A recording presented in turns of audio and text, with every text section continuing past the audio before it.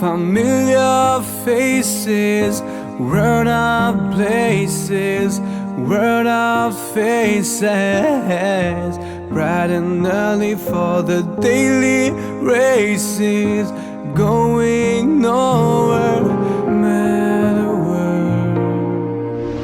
It was a day very similar to this, clear blue sky, a sunny September morning back in 2001 on September the 11th, when those awful terrorist attacks happened right here at Ground Zero. I wanted to pay my respects to those thousands of people that lost their lives on that horrendous day. It's going to be obviously a very different video. I'm actually not going to be doing any of the talking because I'm going to be going around with a guide telling us about some of the horrific stories from that day, and not only the sad stories, but the stories of bravery. Now, there are certain places in there that I'm not allowed to film out of respect. There's lots of artefacts in there, there's people's possessions. It's an early morning tour, so I get to go in at the start of the day, but these are where the two twin towers stood. There's the North and the South Pole, which is here and just over there, and as you walk around you see all the people's names that lost their lives that day. Now, in this photograph here, we can very clearly see the Twin Towers distinguishable from the rest of the skyline. And that's because when they were completed in 1973, these were the tallest buildings in the world. Surrounding this small black and white TV, watching this horror. In no sooner than I could blink, we all together witnessed the second plane hit the building. silence if we were watching it in silence. Everybody in this place, you could hear a pin drop. On ne pouvait pas du tout croire ce qui se passait.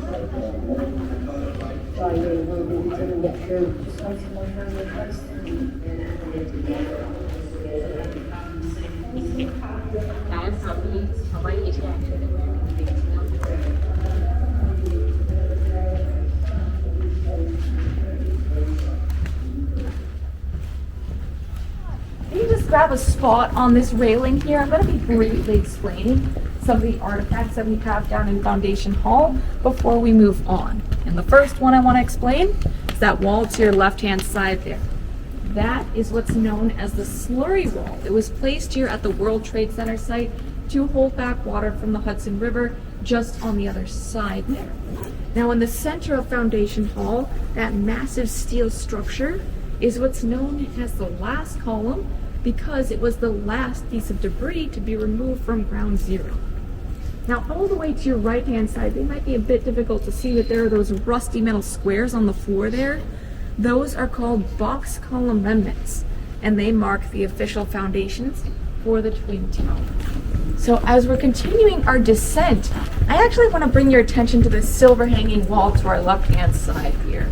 Reason why is because this is one of the most monumentally important pieces of architecture maintaining our museum space itself. So, what we're seeing right here, this is not actually a wall, everybody. I mentioned to you our two memorial pools right outside above us. What we're seeing right here, this is a memorial pool volume. This is what's containing the water, mechanisms, and piping for the North Memorial Pool right outside above us. Now, the exterior of it down below here has this bubbly, shimmery coating, and this is intentional. It's covered in a material called foamed aluminum. Now, this acts a little bit as soundproofing for the water that's inside there, but more so than that, it's an aesthetic choice, reflecting upon the silvery exterior of what the Twin Towers would have looked like. Speaking of the exterior of the Twin Towers, everybody, our next artifact right here, this not only was on the exterior side of one of the Twin Towers, but this is the direct point of impact for Flight 11 on the North Tower. You bend over the side here, that where it twists downward at the bottom there, that's exactly where the plane struck the building. This piece of steel spanned between floors 96 and 99.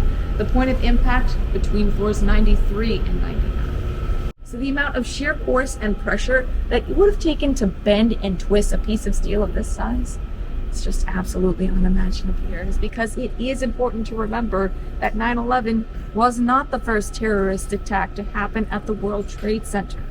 On February 26, 1993, a truck filled with about 1,200 pounds of explosives was parked in this approximate location in the B2 level of a parking garage below the North Tower. Now at 12:18 p.m., the explosives in that truck were remotely detonated. This killed 6 people and injured over 1,000 more in the floors above because of the rising smoke. This staircase is called it was once called the VC Street Stairs. They connected the World Trade Center Plaza down to VC Street below. Now there were a few outdoor staircases that people could have taken that day, but many people knew that they could take this one specifically because it had an overhang above it. That overhang normally protected people from the elements like rain showers, but on 9/11, that protected people from showering debris from the Twin Towers themselves. That's why, within our museum space today, this staircase is now called the Survivor Stairs.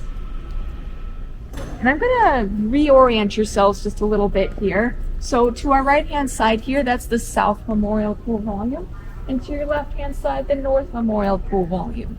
Just to reiterate, if the Twin Towers were still intact today, where you see these 2 Memorial Pool volumes, 70 feet above us, that's exactly where they would have been standing. So right now, we would be standing on the plaza. Now, the main reason why I brought you to this blue wall here is because I do have to speak towards one of the more sensitive aspects regarding our museum space. So behind this wall, there is a facility owned and operated by the Office of the Chief Medical Examiner. And the reason why it exists is because, as of today, just about 40% of 9/11 family members have not yet received identified remains of their loved ones. So this facility is a repository, a temporary resting place for these unidentified remains.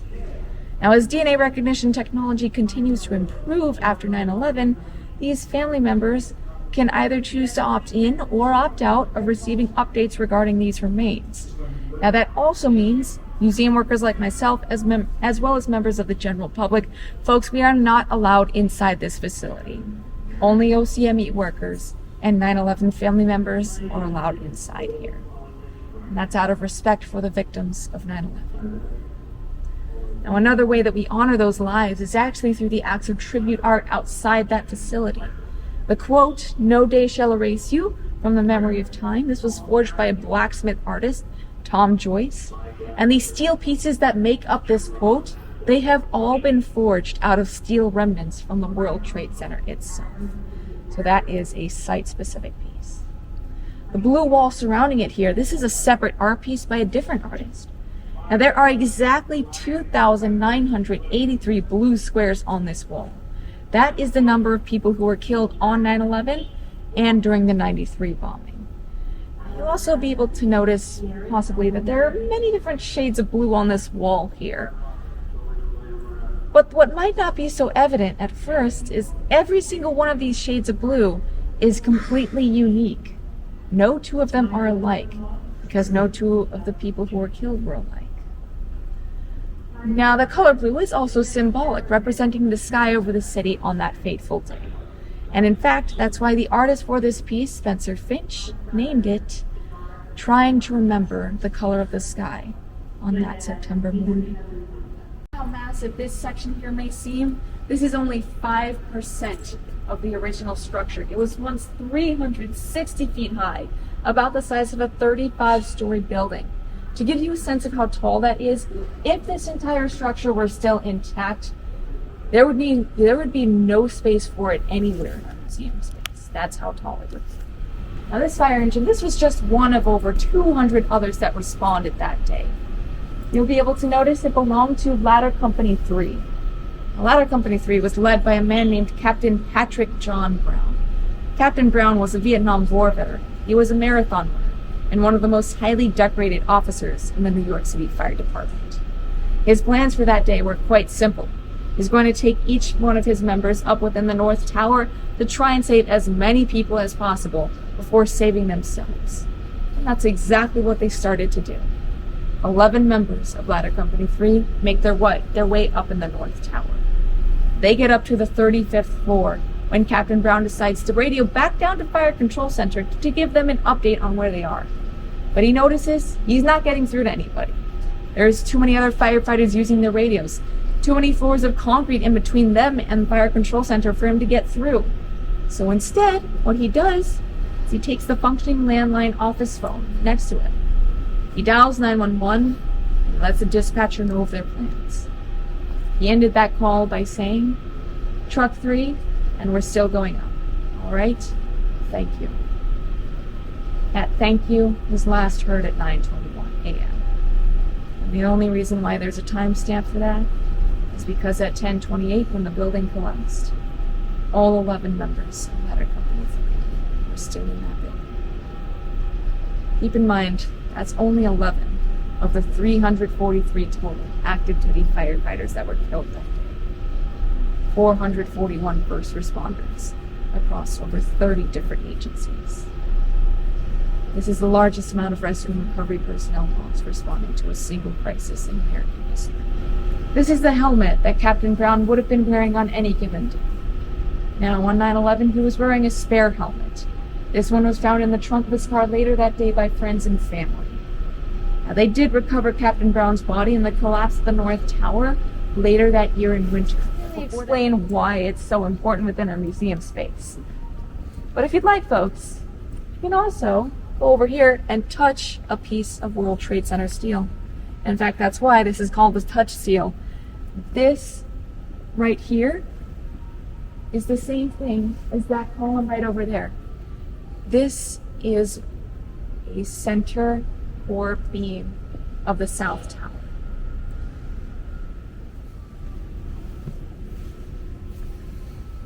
Now, as you're done taking a look at the beam over there, I'm going to have you come over towards me, towards this photograph that was taken here at the site in 1968.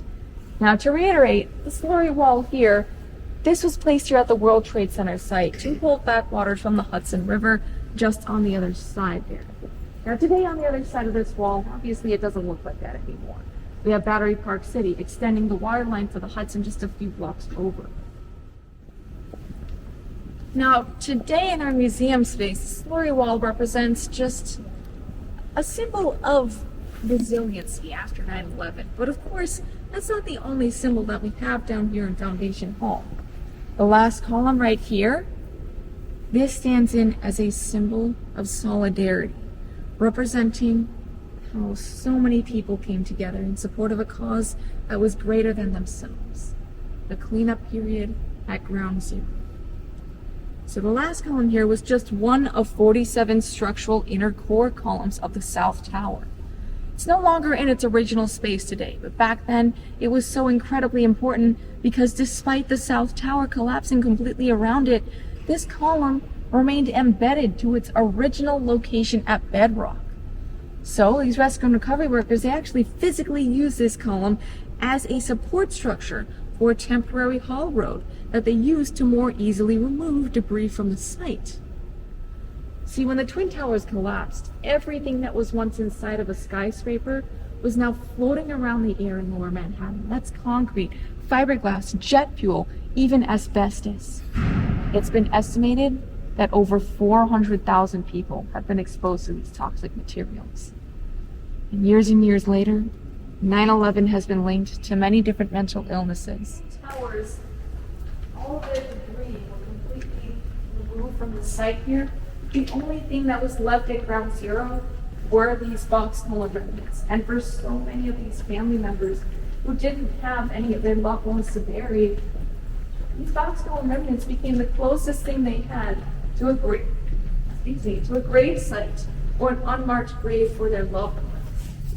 I wanted to come here to pay my respects, and walking around in there was actually so sad. Even though I didn't know any of those people, I'm not from New York.